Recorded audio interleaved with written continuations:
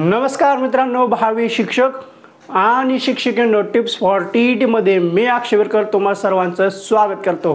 सध्या आपण मानसशास्त्राचे नोट्स पाहत आहोत। या मानसशास्त्राच्या नोट्समध्ये आपण सुरुवातीला व्याख्या पाहत आहोत।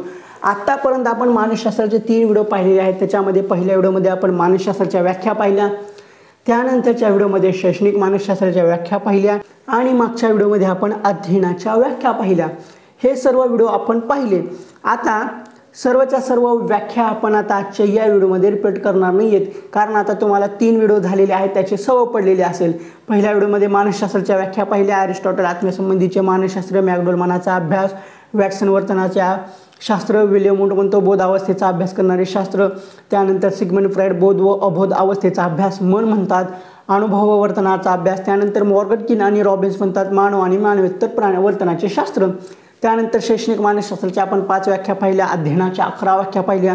तर आता आजच्या या व्हिडिओमध्ये आपण बुद्धिमत्तेच्या 10 व्याख्या पाहणार आहोत, ज्या की अतिशय महत्त्वाच्या आहेत आणि त्याही एकदम शॉर्ट स्वरूपात पाहणार आहोत। आणि अतिशय महत्त्वाची गोष्ट, आपण ज्या काही मानसशास्त्राच्या व्याख्या पाहत आहोत किंवा मानसशास्त्राच्या पुढे जेवढेही नोट्स येणार आहेत ते पेपर 1 आणि पेपर 2 साठी अतिशय महत्त्वपूर्ण असणार आहेत। त्यामुळे कमेंट बॉक्समध्ये कुणीही विचारू नका की ह्या नोट्स पेपर 1 साठी आहेत का पेपर 2 साठी आहेत। ह्या नोट्स संपूर्ण पेपर 1 असो किंवा पेपर 2 असो त्यासाठी आहेत। आता आपण जेवण करताना असं विचार करत नाहीयेत की हे खाल्ल्यानंतर आपल्याला विटॅमिन ए भेटणार आहे का, विटॅमिन सी भेटणार आहे का, विटॅमिन डी भेटणार आहे किंवा याच्यातून प्रथिने भेटणार आहेत का, कर्बोदके भेटणार आहेत का, कॅल्शियम भेटणार आहे का, स्निग्ध पदार्थ भेटणार आहेत का, शर्करा भेटणार आहे असा विचार करतो का जेवताना? नाहीये। मग ह्या नोट्स आहेत, ह्या नोट्सचा अभ्यास करताना कदापि मनामध्ये विचार येऊ देऊ नका की ह्या पेपर 1 साठी आहेत का पेपर 2 साठी आहेत।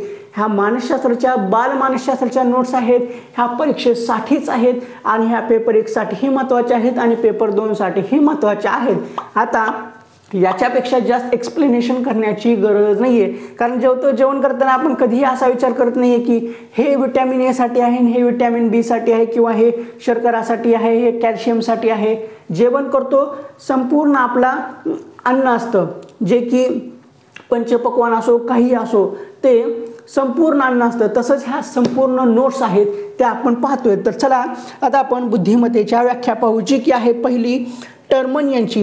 आपण ह्या व्याख्या एकदम शॉर्टमध्ये पाहतो, ह्या खूप मोठ्या व्याख्या आहेत, ते चॅप्टर पाहताना आपण पूर्ण पाहू। आता आपण एकदम शॉर्टमध्ये व्याख्या पाहू। पहिली आहे टर्मन। टर्मन काय म्हणतात? अमृत गोष्टीबद्दल विचार करण्याची क्षमता। अमृत गोष्टींबद्दल विचार करण्याची क्षमता। आता जो काही पेरू आहे त्या पेरूला हिंदीमध्ये अमृत म्हणतात, तसंच अमृत गोष्टींबद्दल विचार करण्याची क्षमता म्हणजे बुद्धिमत्ता होय, अशी व्याख्या कोण केली? तर टर्मन साहेबांनी केली। टर्मन अमृत, टर्मन अमृत असं करायचं, टर्मन अमृत करायचं। टर्मन अमृत केलं ना मग लक्षात येतं अमृत हा शब्द जिथे येईल ती व्याख्या असेल टर्मन यांची। त्यानंतर आहे ॲडम्स। ॲडम्स काय म्हणतात? उपयोजित विचार। बस एवढंच आहे, नुसतं उपयोजित विचार जर आलं तर ती व्याख्या असेल ॲडम्सची, जे की बुद्धिमत्तेशी संदर्भात आहे। उपयोजित विचार म्हणजे बुद्धिमत्ता, अशी व्याख्या कोण केली? तर ॲडम्स यांनी केली। चला पुढं। त्यानंतर आहे स्टर्न। स्टर्न काय म्हणतात? नव्या गरजा भागवण्यासाठी। आता एवढंच काय हो, हे काय नव्या गरजा भागवण्यासाठी? आहो एक पूर्ण व्याख्या आहे, त्या पूर्ण व्याख्येमधले हे 3 महत्त्वाचे शब्द आहेत। याच्यातून आपल्याला स्टर्न यांनी केलेली व्याख्या लक्षात येते, नव्या गरजा भागवण्यासाठी। एवढं व्याख्यामध्ये आलं तर समजायचं की ती बुद्धिमत्तेची व्याख्या स्टर्न यांनी केलेली आहे। परीक्षेमध्ये पूर्ण व्याख्या दिलेली असते आणि पूर्णच्या पूर्ण व्याख्या पाठ होत नाहीयेत। रियालिटी हीच आहे की पूर्णच्या पूर्ण व्याख्या पाठ होत नाहीयेत। मानसशास्त्र बालमानसशास्त्र समजायला अवघड जातं आणि ह्या व्याख्या डोक्याच्या वर जातात, त्यासाठीच आपण शॉर्टमध्ये पाहतोय। त्या पूर्ण व्याख्यामधला हा शब्द आहे नव्या गरजा भागवण्यासाठी। एवढं लक्षात आलं की ती समजायचं की स्टर्नची व्याख्या आहे आणि तीही बुद्धिमत्तेशी संदर्भात आहे। परत एकदा टर्मन काय म्हणतात? अमृत गोष्टींबद्दल विचार करण्याची क्षमता म्हणजे बुद्धिमत्ता होय। ॲडम्स काय म्हणतात? उपयोजित विचार म्हणजे बुद्धिमत्ता। तसंच स्टर्न काय म्हणतात? नव्या गरजा भागवण्यासाठी। नव्या गरजा भागवण्यासाठी अशी व्याख्या स्टर्न यांनी बुद्धिमत्तेची केलेली आहे। त्यानंतर एबिंगहॉस, नाव बघा कसं आहे, एबिंगहॉस नाव कसं आहे, एबिंगहॉस, आणि त्यांची व्याख्या काय आहे? तुटक किंवा अलग असलेल्या भागांना, तुटक किंवा अलग असलेल्या भागांना एवढंच लक्षात ठेवायचं. ती व्याख्या आहे एबिंगहॉस. एबिंगहॉस तुटक किंवा अलग असलेल्या भागांना, एवढं लक्षात ठेवा. बुद्धिमत्तेची व्याख्या एबिंगहॉसनं काय केलेली आहे, तुटक किंवा अलग असलेल्या भागांना. ओके. त्यानंतर चला मॅकडुगल. आता हे मॅकडुगल काय म्हणतात, नैसर्गिक कल. आता ॲडम्सचं कसं उपयोजित विचार होतोय. ॲडम्स काय म्हणतात, उपयोजित विचार म्हणजे बुद्धिमत्ता, असं ॲडम्सनं म्हटलं की आपल्या लक्षात आलं. तसंच नैसर्गिक कल म्हटलं की मॅकडुगल. नैसर्गिक कल मॅकडुगल, उपयोजित विचार ॲडम्स. उपयोजित विचार ॲडम्स. अमृत गोष्टींबद्दल विचार टर्मन. लक्षात येते का काय आहे, टर्मन अमृत गोष्टींबद्दल विचार, ॲडम्स उपयोजित विचार. आता इथं मॅकडुगल काय म्हणतात, नैसर्गिक कल. तसंच टर्न काय म्हणलं होतं, नव्या गरजा भागवण्यासाठी. मग एबिंगहॉस काय म्हणतात, तुटक किंवा अलग अलग असलेल्या भागांना. तसं मॅकडुगलचं काय आहे, नैसर्गिक कल. बस एवढीच व्याख्या, संपलं, डोक्यात फिट. नैसर्गिक कल मॅकडुगल, उपयोजित विचार ॲडम, अमृत गोष्टींबद्दल विचार करण्याची क्षमता टर्मन. बस झालं, एवढं लक्षात ठेवलं की व्याख्या पाठ होऊन जातात. चला आपण जाऊ आता गेट्स. गेट्सकडे जाऊ. आपलं गेट नाही, हे शास्त्रज्ञ आहेत, मानसशास्त्रज्ञ. गेट्स ते काय म्हणतात, अध्ययन क्षमतांचे संयुक्त संघटन. अध्ययन क्षमतांचे संयुक्त संघटन.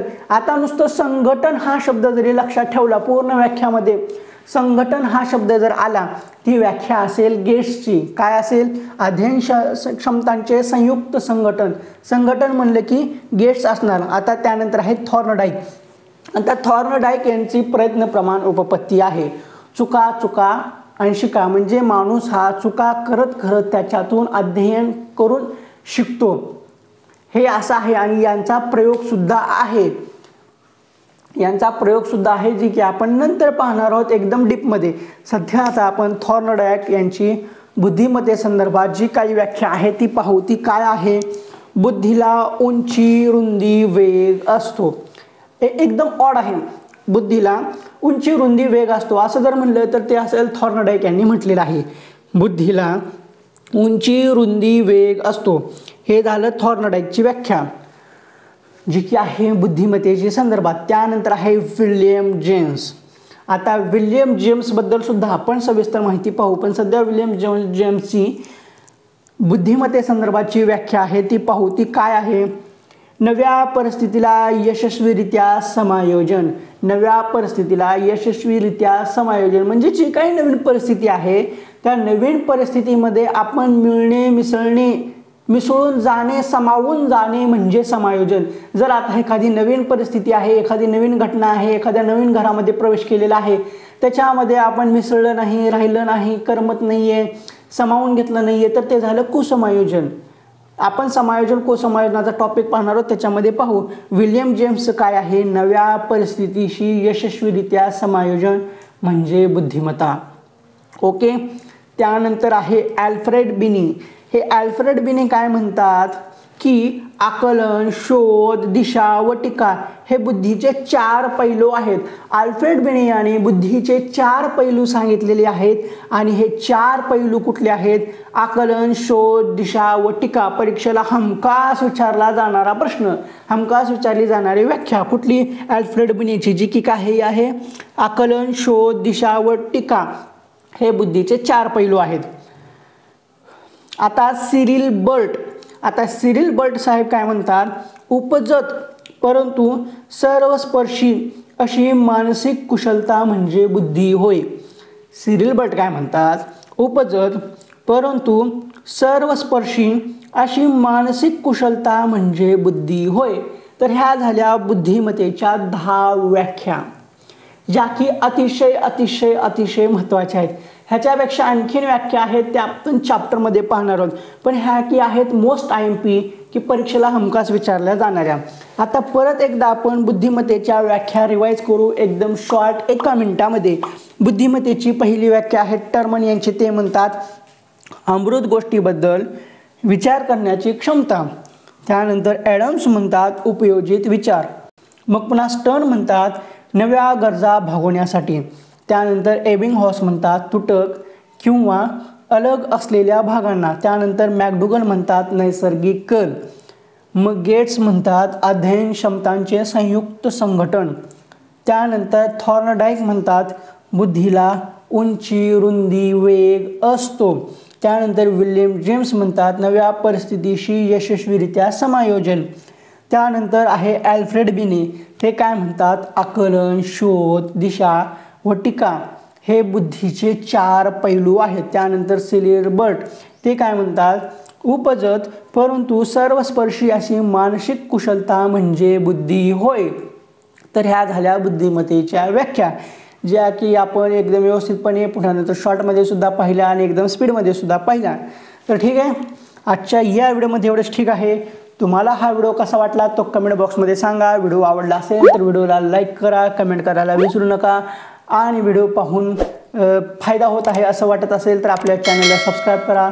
लाल रंगामध्ये सबस्क्राईब बटन आहे ते दाबा. त्यानंतरची जी घंटी आहे ती सुद्धा दाबा व ऑल बेल नोटिफिकेशन सिलेक्ट करा, म्हणजे जेणेकरून सर्व व्हिडिओचे नोटिफिकेशन तुमच्यापर्यंत येतील. आणि हां, तुमच्या मित्रमैत्रिणीला हा व्हिडिओ शेअर करायला विसरू नका. तर ठीक आहे, पुन्हा भेटू पुढल्या व्हिडिओमध्ये. व्यक्तिमत्वाच्या विविध व्याख्या पाहू.